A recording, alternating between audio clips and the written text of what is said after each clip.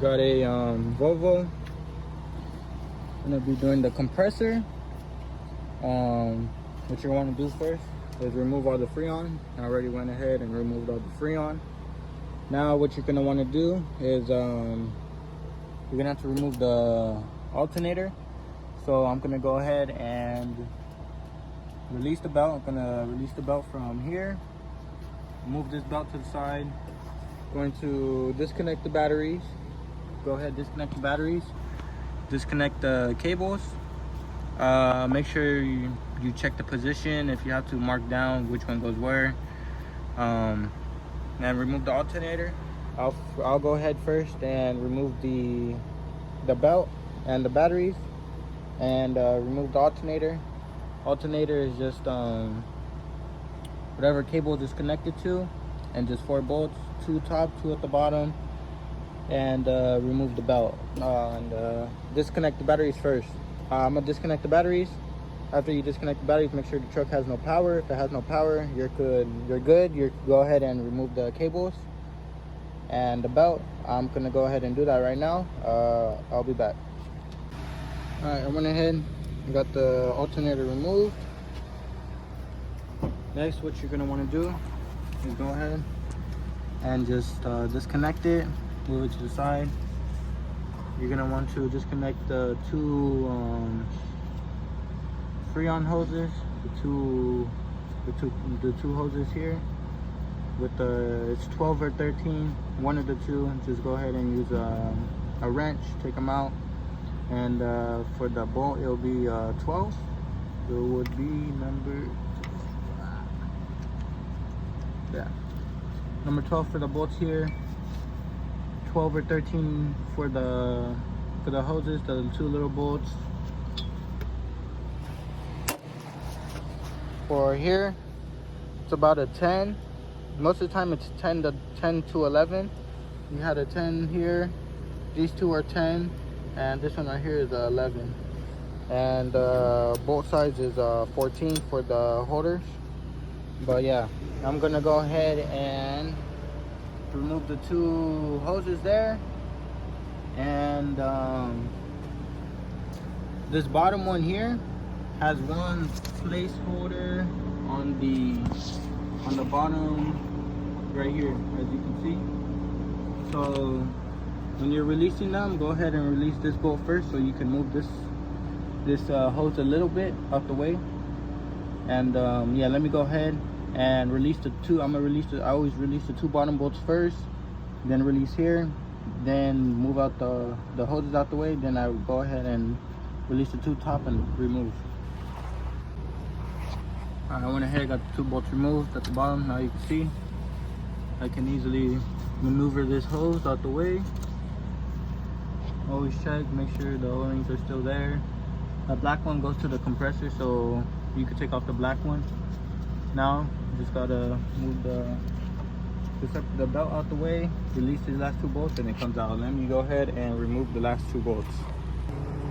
Alright, went ahead and got it out, and you can see the 2 have the black O-rings. I'm gonna go ahead and take off from the old one. You see, here's one, and the other black one is on the floor right there. But as long as these 2 still have their green O-ring, everything should be good. I'm gonna go ahead and install the new one.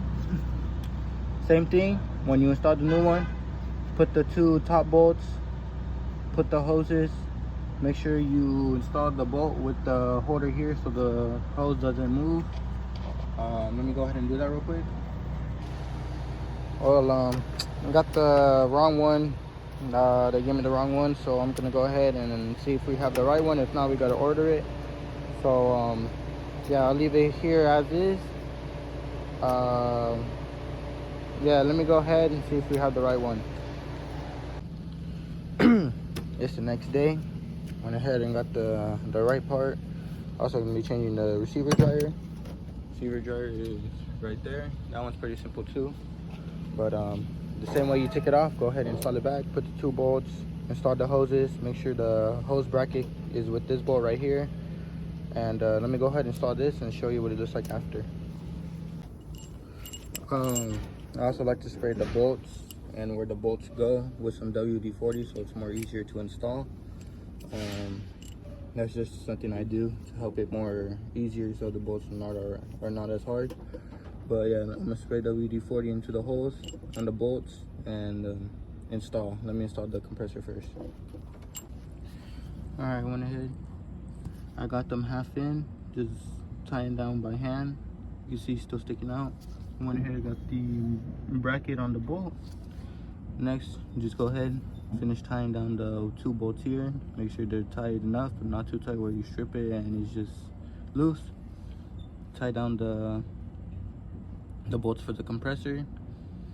Tie it pretty good too, but not too tight. And after you do that, go ahead and install the alternator. I'm gonna finish here, and then I'll show you what it looks like after I'm done. Alright, everything's finished, bolts tied, everything's tied down. I put one zip tie here just to not as loose everywhere. After, go ahead and install your alternator and then the belt. I'll install the alternator first and the belt, show you what it should look like. But yeah. Alright. I went ahead, got it all tied up. All these bolts here take no more than like 5 pounds. Do any more and you're gonna break the studs off. So what I do is I tie it fully down by hand, and I just get a ratchet and tie it just very little, so it's not loose but it's not too tight, because if you over tighten them, you're gonna break it and you're gonna need a new alternator. So just be very careful with all these bolts here, as they could get easily damaged or break off the post, so just be very careful. But I got everything down here. I'm gonna go ahead and install back the belt and plug in the batteries. All right, I got the batteries plugged in and got the belt back on. Check the position, make sure everything's straight, or you can start it, check you hear noise, the belt looks wobbly or something. But go ahead and I'm gonna change the AC dryer. I'll show you how to do that real quick. This one, it goes right there like I said. It's all you need is a 19 key for the 2 hoses, 1 and 1, and then it's just held in by 1 clamp, size 8. It's 10, 7 or 8, I don't know, sometimes they do different, but I believe this one is an 8. I'm gonna go ahead and remove the 2 hoses, and then I'm gonna go ahead and remove the clamp and you just lift up. I'll show you right now.